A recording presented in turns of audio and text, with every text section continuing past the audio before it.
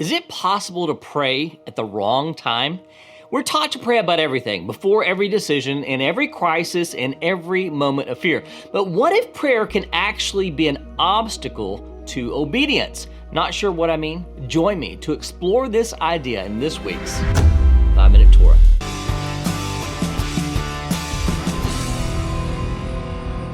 Shalom and blessings from Shalom, Macon, the place where disciples of Yeshua learn, connect, and grow. I'm Darren, and before I get into the 5 minutes of my 5-minute Torah commentary, let's cover a few quick facts about this week's Torah portion. This week we are studying the 16th Torah portion and the 4th Torah portion of the book of Exodus. We are in the portion of Beshalach, Exodus 13:17 through 17:16, and here are the 3 things that you need to know about it. Number 1, crossing the sea and Shirat Hayam. When Pharaoh finally released the children of Israel, God intentionally led them away from the land of the Philistines so they wouldn't immediately be afraid and turn back. But they still found themselves in an impossible situation, trapped between Pharaoh's army and the Yam Suf, the Sea of Reeds. With no visible escape, God intervened. Moses stretched out his staff, the water split, and the children of Israel crossed through the sea on dry land. Once safely on the other side, Moses led the people in a song declaring what the Lord had done for them. This song, Shirat Hayam, the Song of the Sea, celebrates God's power and His faithfulness. Its 18 verses are still recited daily in the morning prayers. Number 2, miracles and Jewish legends. Paul knows Midrash. This week's Torah portion contains a series of what I call wet miracles. What do I mean by wet miracles? Well, in this week's Torah portion, we have 3 different miracles that involve water. First, the splitting of the Sea of Reeds. Then the bitter waters made sweet when Moses throws a tree into them. Finally, the water flows from a rock when Moses strikes it, enough to sustain an entire nation for years. In fact, the Midrash claims that that very same rock followed the Israelites around in the desert, providing water for them until they reached Meribah on the border of the Promised Land. Does that seem far-fetched? Listen to what Paul told the congregation at Corinth.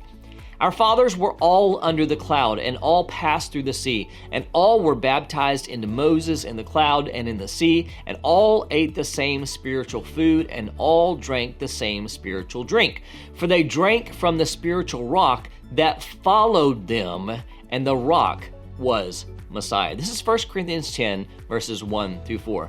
It's enough to make a person say, Number 3, manna from heaven, the Sabbath test. When the children of Israel complained about their hunger, God responded by raining bread from heaven, but with a purpose. The manna was a test to see whether Israel would walk in God's Torah, specifically by trusting Him enough to keep the Shabbat. They were instructed to gather and prepare manna for 6 days, but to cease from gathering on the 7th day. Some ignored these instructions and went out anyway, only to find nothing. The Lord rebuked them for their stubbornness and reminded them that they were to cease from their labors on the Sabbath and that He would be their provision. God reminded them that Sabbath rest wasn't about lack, but trust. He would be their provision, even when they stopped working. What does it really mean to live by the spirit of the law and not the letter of the law? For centuries, believers have been told that the law of God is a burden and something Yeshua came to set us free from. But what if that's not what the scriptures say at all? What if Paul's words about the letter of the law killing were never meant to pit God's spirit against His own commandments? If you've ever struggled to reconcile law and grace, Spirit of the Law will open your eyes to a richer, more faithful understanding of both.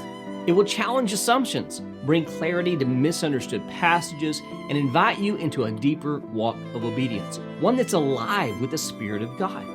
Pick up your copy today and let the Spirit of the Law transform the way you see God's Word and the way you live it. This week's Torah commentary is called Don't Pray, Just Obey, and comes from my book, 5-Minute Torah, Volume 1. In the beginning of our Torah portion, the children of Israel are faced with a dilemma. Pharaoh realized what a terrible loss he had incurred by allowing the Israelites to leave Egypt, so he begins pursuing them with a massive army. When he and his army catch up with the children of Israel, they are in a particularly strategic position. They have the Israelites cornered. There's nowhere to go but into the sea. The Torah records the reaction of the Israelites. When Pharaoh drew near, the people of Israel lifted up their eyes, and behold, the Egyptians were marching after them, and they feared greatly. And the people of Israel cried out to the Lord. This is Exodus 14:10. The children of Israel were trapped, and they cried out to the Lord. And although the text isn't explicit, it appears that Moses follows their lead. The Lord said to Moses, "Why do you cry to me? Tell the people of Israel to go forward." This is chapter 14, verse 15. What? Why does the Lord rebuke Moses? Because he prayed. Isn't this the response God desires? Aren't we supposed to pray about everything and before doing anything? Doesn't he want us to seek him in times like these? Isn't this the very purpose of prayer? Rabbi Yehuda recognized the problem most people would associate with this passage and therefore explained the situation. At that time, Moses was prolonging his prayer. The Holy One, blessed be he, said to him, "My beloved ones are drowning in the sea, and you prolong your prayer to me?" Moses said before him, "Master of the universe, but what can I do?" God said to him, "Speak to the children of Israel that they go forward, and you lift up your rod and stretch out your hand." This is Sota 37a from the Talmud, commenting on Exodus 14, verses 15 and 16. In other words, Moses didn't need to spend time praying about the situation when he could use that time to do just what the Lord had already instructed him to do. The Apostle John says something similar. "If anyone sees his brother committing a sin not leading to death, he shall ask, and God will give him life to those who commit sins that do not lead to death." There is sin that leads to death. I do not say that one should pray for that. All wrongdoing is sin, but there is sin that does not lead to death. This is 1 John chapter 5, verses 16 and 17. John tells his disciples, there is sin that leads to death. I do not say that one should pray for that. In other words, if we know that a certain person is struggling with a minor sin, we should pray for him. However, if a person is involved in a serious sin that leads to death, we don't want to waste our time praying for him, but should intervene in order to save him from destruction. James, the brother of our master, extends this principle to our daily choices as well. He says, "Whoever knows the right thing to do and fails to do it, for him it is sin." This is James 4:17. Some people who have followed Yeshua their entire lives still don't understand this point. We don't need to pray about the things God has already told us to do, particularly the things he has told us in his word. If we are continually praying about what to do when God has already given us his instructions, then we are wasting both our time and his. So, if you're in a situation that requires action and the right response has already been given to you through the scriptures or godly counsel, don't pray, just obey.